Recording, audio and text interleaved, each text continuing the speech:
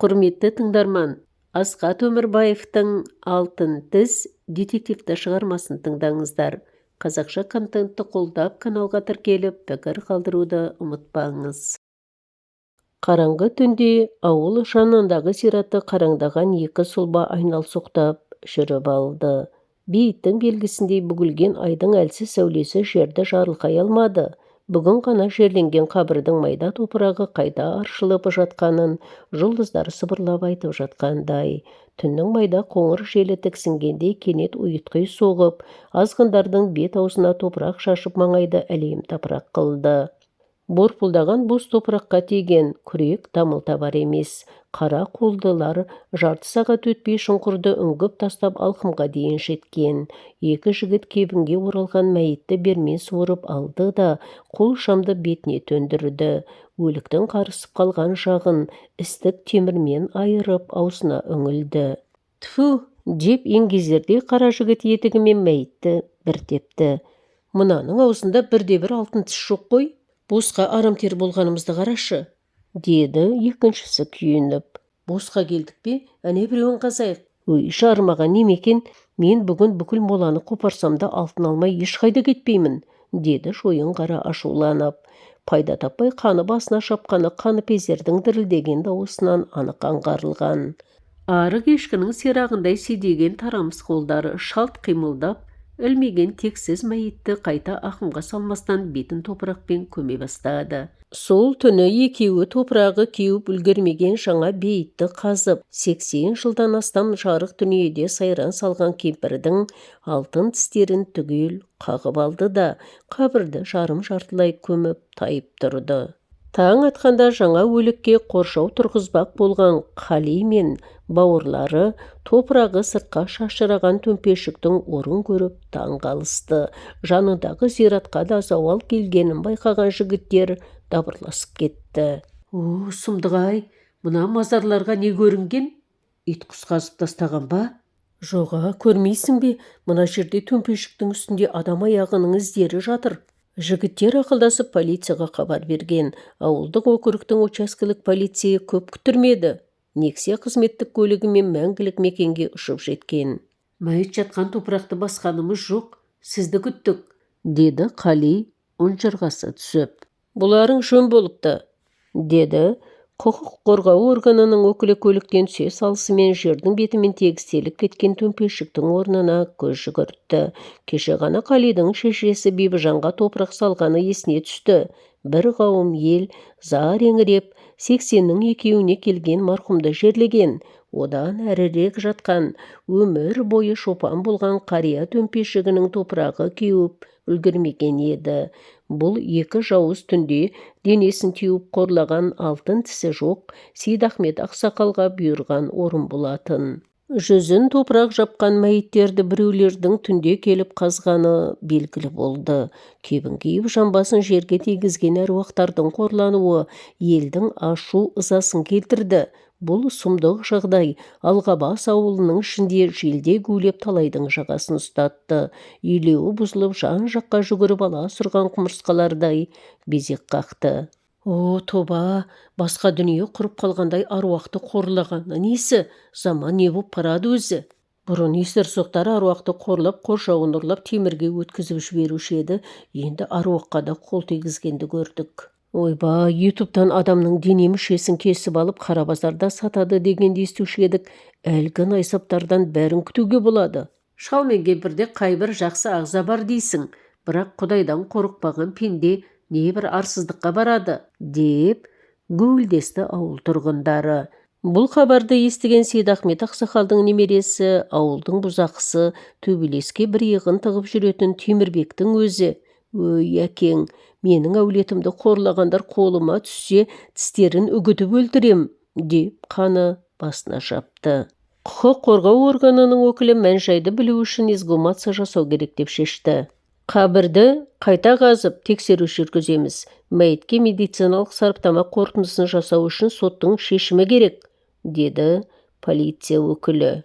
«Ой, Серікжан, біз соттың шешімін күтіп отыра алмаймыз. Мәйітті ұрлап кетсек айтеміз», деп Қали өре түрегелді. Елуді еңсерген ердің қабағы түксиіп, жолындағысын шайпап жіберердей жұлқынды.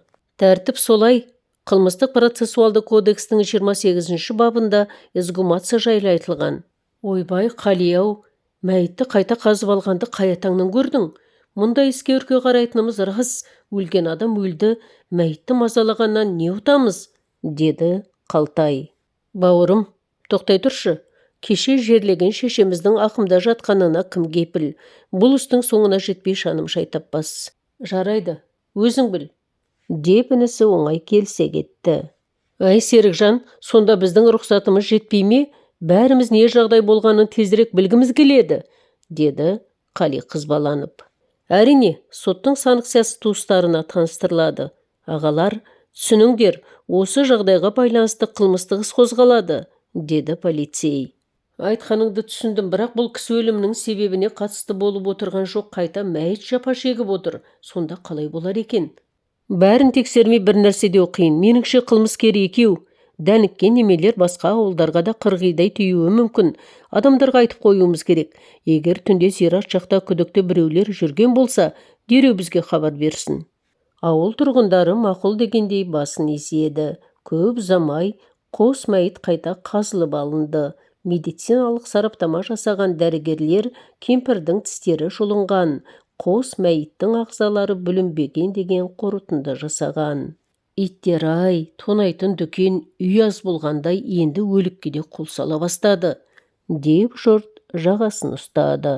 Алтынның буы адамды не істетпейді. Қылмыскерлер қашанғы сайрандап жүре берсін. Бір күні болмаса бір күні ұсталады.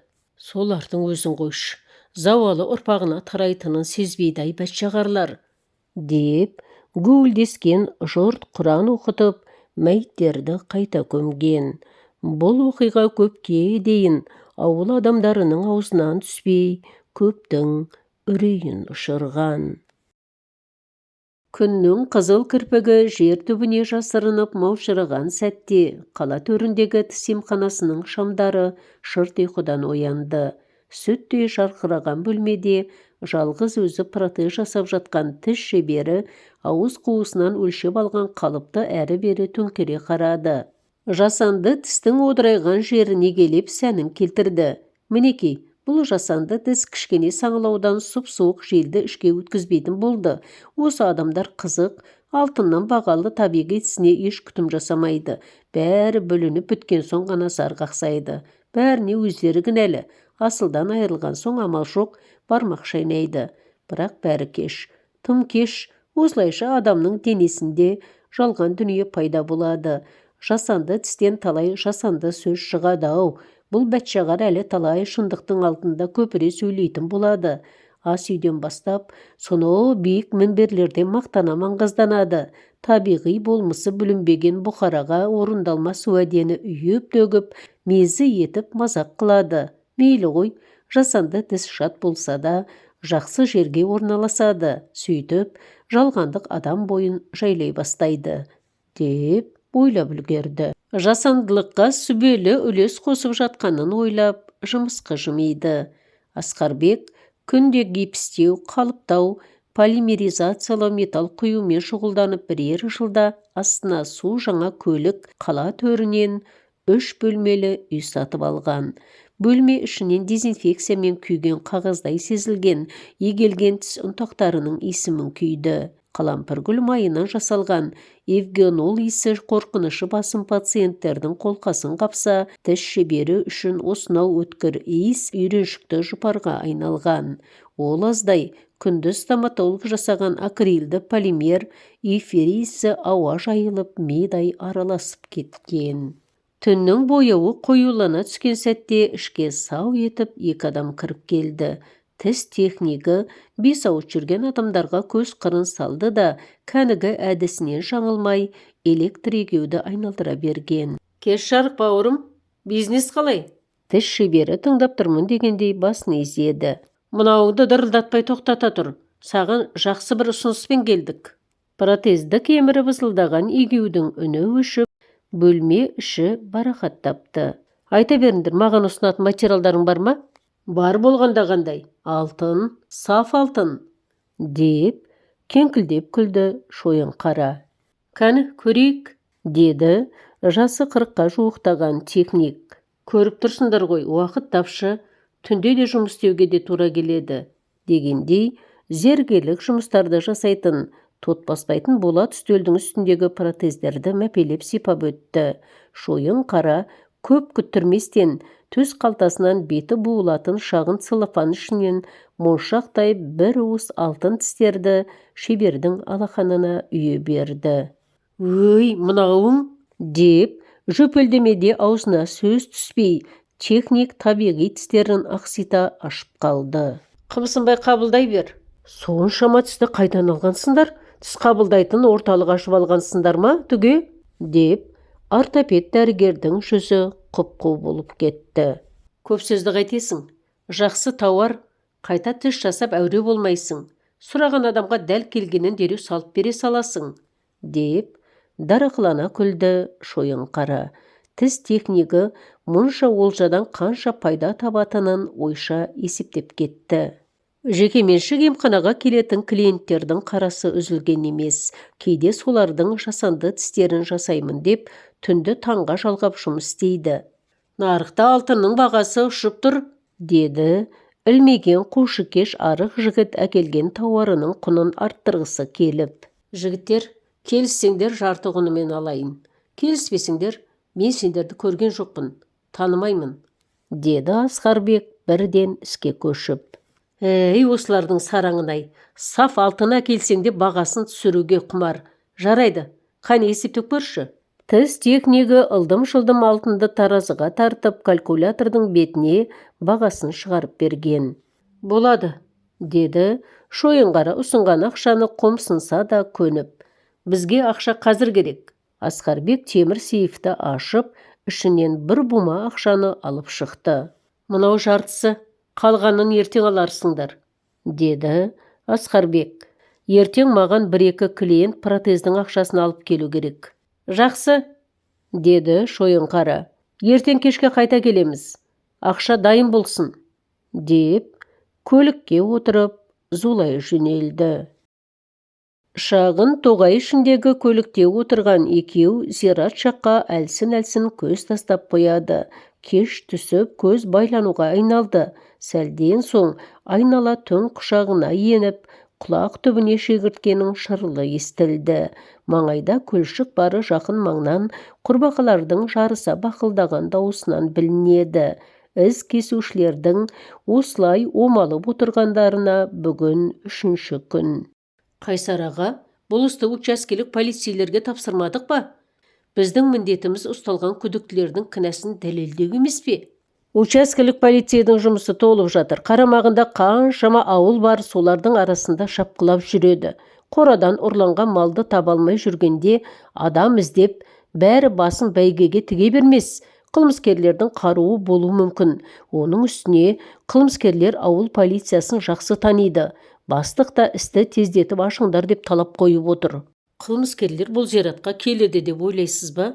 деді Жігер шыдамы таусылып. «Маңайдағы ауылдарда зираттар қазылды. Қылмыскерлер әзірге ол жаққа жоламайды. Сондықтан ерте ме, кеш пе, әйтеуір бұл бейіттерге бас сұғары анық», деді із кесуші Қайсар. «Иә, жорамалыңыз дұрыс.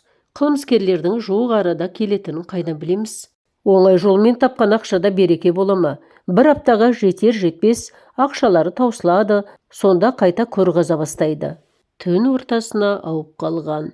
Кенет зират жақтан қол шам ұстаған екеудің сұлбасы көрінді. «Қайсар аға, ананы қараңыз», деп Жігер шолқылап оята бастады.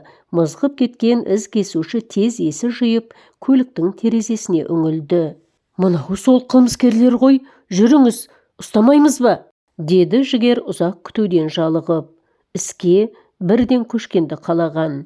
«Тоқтай тұр, әлі ерте», деді Қайсар. «Үркітіп аламыз». Әлгі екеу жан-жағына қарап ешкімнің жоқ екеніне көз жеткізген соң, қолдарына күрек алып жер қаза бастады. көр қазып жатқан Аян есімді ілмеген арық жігіт. Шойын қара қолшам жарығын қабір бетіне түсіріп тұр. Сәлден соң екеуі ауысып, Сапар күрек ұстап шұңқырға түсті.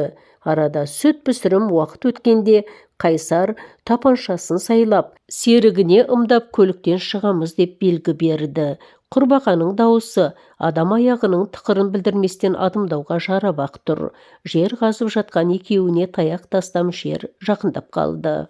Бұл полиция, кәне қолдарыңды көтеріңдер, деп Қайсар бар даусымен айғайлап жіберді. Туу сыртынан шыққан оқыс дауыстан шошып қалған арықтау келген көр қазушы қолындағы жарық шамын құқық қорғау органдарына қарай жарқырата лақтырып жіберіп қаша жөнелді. Тоқта, атам! Қаскөй алды-артына қарамай қаша жөнелді. Қайсар аспанға қарай шүріппені басып қалды. Тарс етіп атылған пистолет оғы маңайды жаңғыртып, ауыл иттерін абалатты. Арық неме сонша жүйрік болар ма? Бұлар қолшам жарығын қосқанша шеңгел жыңғылдың арасына зып беріп зымсия жоғалды. Бұл сәтте Шойынқара тырбаңдап шұңқырдан шыққанша екеуі жанына келіп жеткен. Білегіне кісен салып, көлік артына қамады. Түн ортасы ауғанда бөлімшеге әкеліп, темір торға қамап тастады.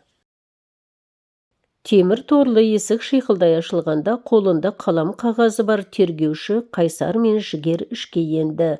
Қол-аяғы кісендеулі отырған Шойынқара басын көтерді. Түні бойы қараңғы әрі сыз қапаста түнеп, тоңазған денесі қалтырап отырды. Темір үстел үстіне тарс етіп папканы қоя салған тергеуші бірден іске көшіп: археолог қалың қалай? Біздің камералар көрден кеңдеу екенін байқаған шығарсың. Жер қазып шаршадың ғой, жақсы тыныққан боларсың, деді мысқылдай. Жаман емес, деді Шойынқара езуінде әжуа аралас кекесіммен. Азамат Сапар Қарабұлатов, жасаған қылмыстарыңды айта бер. Тыңдап тұрмын. Мен ешқандай қылмыс жасаған жоқпын. Бұл жауапқа тергеуші мырс етіп жымиды. Қылмыскерлердің бәрі сүттен ақ судан тазасын-ай. Ұмытып қалдың ба? Кеше түнде сені қылмыс үстінде құрықтадық. Әруақты қорлап, оның жеке мүлкін иемденуге қандай құқың бар? Сендердің ешқандай дәлелдерің жоқ. Мен бар болғаны көр қазып, ақша тауып жүрген жанмын. Тергеуші Қайсар ымдап көмекшісіне белгі берді. Жігер бейнекамераны қосқанда түнде қабір қазып жатқан Шойынқараның сұлбасы анық көрінді. Көрді, күндізді қойып түнде де қазатын болғансыңдар ма? Ал енді мынаған не дейсің? Кемпірдің алтын тістерін қағып алмақ болдыңдар ғой. Қане, қылмысыңды мойында. Қандай қылмыс? Күндіз кемпірді жерлегенде ұялы телефоным қабірде қалып қойыпты. Күндіз қазсақ, жұрт дұрыс түсінбей қалуы мүмкін. Сен өйтіп өтірік көлгірсіме. Қылмысыңды мойындасаң, жазаң жеңілдейді. Телефоныңды қабір қазып жатқан кезде әдейі тастап кеттің. Тергеушінің бұл сұрағына Шойынқара мырс етіп күлді. Шеге қағылған табытқа қалай тастап кетемін? Сенбесеңдер куәгер шақыртып, табытты ашып көрейік. Сыбайласың неге қашып кетті? Аянды айтасыз ба? Ол өзі су жүрек жігіт. Полиция деген соң қабірді қайта ашқан бәле болады деп қашқан болуы керек. Көреміз, деді тергеуші. Осының бәрін қылмыстарыңды жасыру үшін жасадыңдар. Маған телефон керек. Адвокатқа қоңырау шаламын, деген Шойынқара көп ұзамай босап шығатынына сенімді болып. Ішінен өлген адам өлді, енді оған алтынның қажеті қанша, құмға көміліп жатқанша жұртқа пайдасы тигені жақсы деп ойлады. Қарай көр, деді тергеуші мырс етіп күліп. Бір ғана әруақты қорлағандай найсаптың айтып тұрғанын қарашы, деді қаны басына шауып. Бірақ сабырлы қалпынан жаңылмай, күдіктіні уақытша ұстау изоляторына қамап тастаған. Ертеңінде тергеуші куәгерлерді шақыртып, Сапардың қолына кісен салып, қазылған қабірге әкелген. Шойынқара орыс кемпірді көмгенде телефоны байқаусыз табыттың ішіне түсіп кеткенін қайталап айтты. Тергеуші телефон нөміріне хабарласып еді, үн болмады. Ағаш табытты ашқанда шаштары ағарып кеткен кемпірдің жанынан құнды смартфон табылды.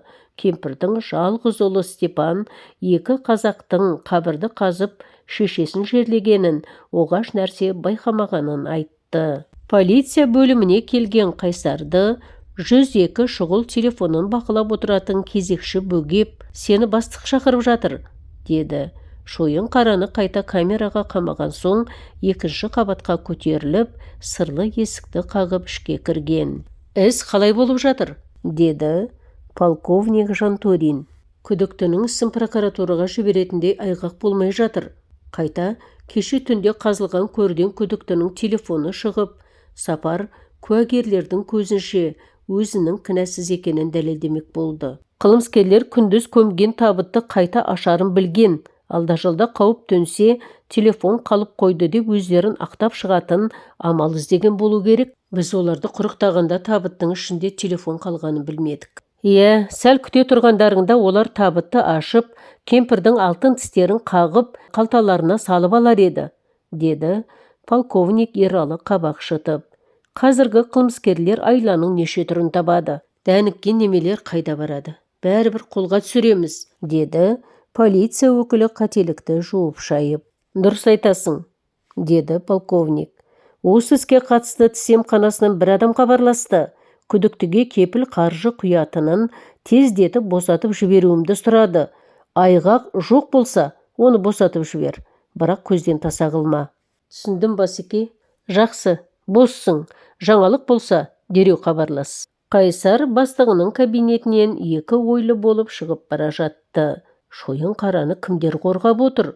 Бұрын сотталған, қолында байлығы жоқ адам кімдерге қажет бола қалды? Кезінде бөтеннің жылқыларын ұрлап 3 жыл темір торға тоғытылған Сапар бостандыққа шыққанда өзіне лайықты жұмыс таба алмай сенделіп жүрді. Көбіне біреулерге жалданып жұмыс істеп, бірер күнге жетер ішер асы мен темекісін айыратын. Сол кезде көр қазушы Аянмен танысқаны бар. Көп ұзамай екеуі бірге көр қазып, табысты теңдей бөлісетін болды. Жасы 30-ға тақаған ішімдікке әуес жігіт отбасын құрмаған екен. Екеуі ішіп отырып, ертеңінде бас жазар ештеңе болмаған соң. Өй, әкең, бағана көмген байшыкештің аузы ақсиып, алтын тістері көрініп жатты. Соны қағып алғанда ғой, қазір ортаға бір жартыны бөліп алып ішіп, мына азаптан құтылар едік, десін. Кенет шойын қараның басына бір шымысқы ой сап ете түсті. Бірақ пойыз әлі кеткен жоқ, деді марғау мысықша көздерін ашып жұмып. Не, қайта қазғың келіп тұр ма? Бас жазғың келмей ме? Өлейін деп тұрмын, әкең. Бас жазбасақ жүріп кетерміз. Барып күректерді алып келейін, деген Аян. Содан бері мәйітті жылы орнынан суырып, бар байлығын сыпырып алатын болды. Тергеуші қолында айғақ болмаған соң амалсыз Сапарды босатуға тура келді. Бірақ күдіктінің соңынан аңдуға көшкен. Шойын қара әккі екен.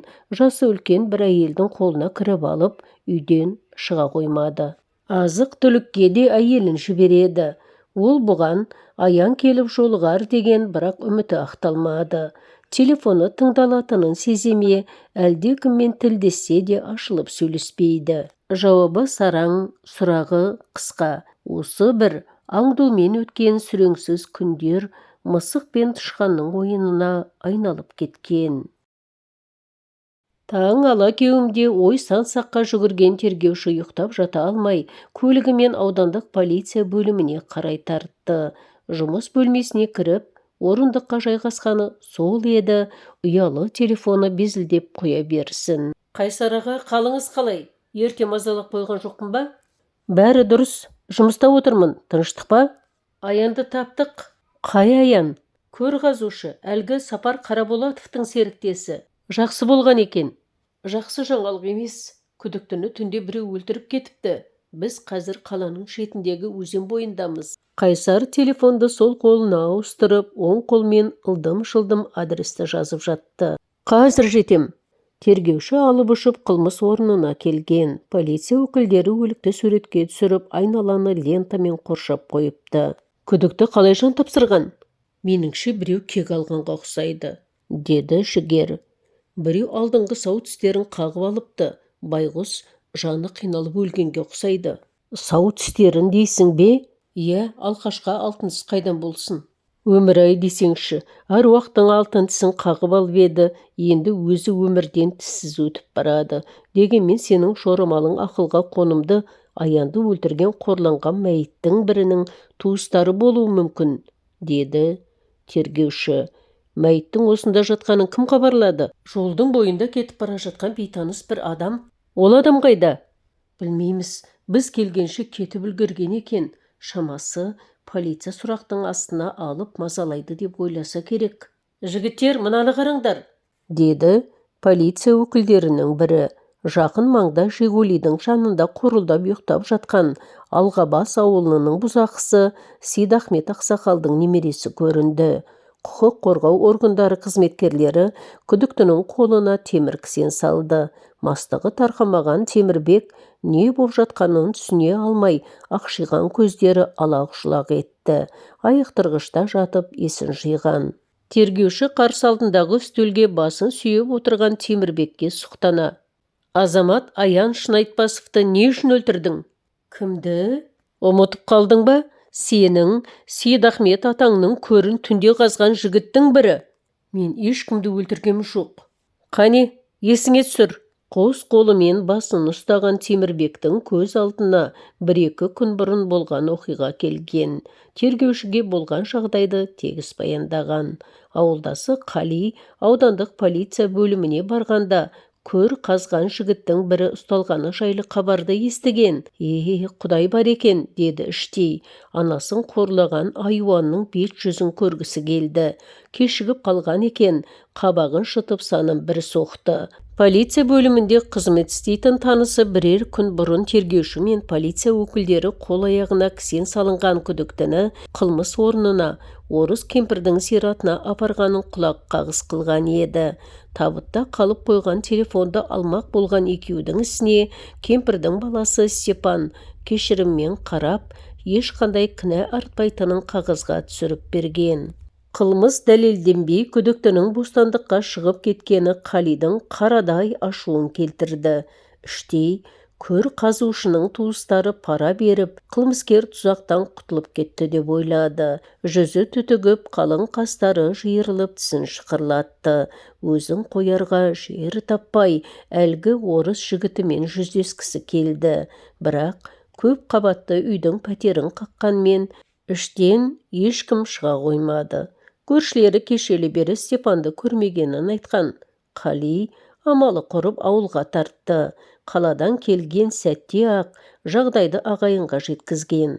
Жылт еткен жаңалық елде жылдам тарап, Темірбектің құлағына да тиді. Кімге ұрынарын білмей жүрген қызба жігіт Қалиға келіп, қояр да қоймай Степанның мекен-жайын сұрап алды. Ертеңінде орыс жігіті тұратын пәтердің кіре берісінде алдында тұрды. Ұйқылы ояу есікті ашқан Степан есінеп, бейтаныс жігітке: «Саған не керек?» десін. Темірбек бір шөлмек арақты шығарып: «Әңгіме бар, рұқсат болса ішке кіріп айтайын», деді. Басы сынып тұрған орыс басын изеп жол берді. Таныса келе екеуі бір жартыны бөліп ше бастады. Степан қызып қалғанда Аянмен қалай кезіккенін, Бақиға аттанған анасына шұңқыр қазып бергенін баяндаған. Темірбек Аянды іздеп жүргенін, маңызды шаруасы бар екенін айтқан. Степан жер қазатын адам іздегенде бір танысы Аянның телефон нөмірін бергенін есіне алды. Темірбектің қолқалауымен көр қазушының нөмірін тауып қоңыраулата жөнелді. Сол түнгі оқиғадан кейін Аянды қорқыныш билеп, бой тасалап қалып еді. Жалдамалы ескі лашықта ащы суға бөгіп, жұрт көзіне көріне қоймады. Бірер күннен соң Сапар телефон шалғанда қорқақтап, бөлмеде әрі-бері жүріп жауап беруге жүрегі дауаламаған. Сапардың бостандыққа шыққанын өз құлағымен естігенде ғана еркін тыныстай бастады. Кеше ішкен арақтың уыты бойын қалтыратып бара жатты. Степанның қоңырау шалғанын көріп, телефон түймесін басты. «Алло, Аян, бұл сен бе?» деді Степан. «Иә, мен», деді ол дауысы қарлығып. «Біз жігіттермен бас жазып отырмыз, бізге қосылғың келмей ме? Саған клиент тауып қойдым». «Рас па? Үйді білесің ғой, сені күтеміз», деп Степан телефонын сөндіре салды. Аян Барар бармасын білмей, біраз ойға батты. Сапар бостандықта жүрсе бәрі дұрыс болғаны ғой, полиция ұстап алып мазаламас деген оймен тамағын жібітуге жолға жаяулатып шықты. Жалғасы келесі бөлімде. Оқыған Роза Сұлтаналиева.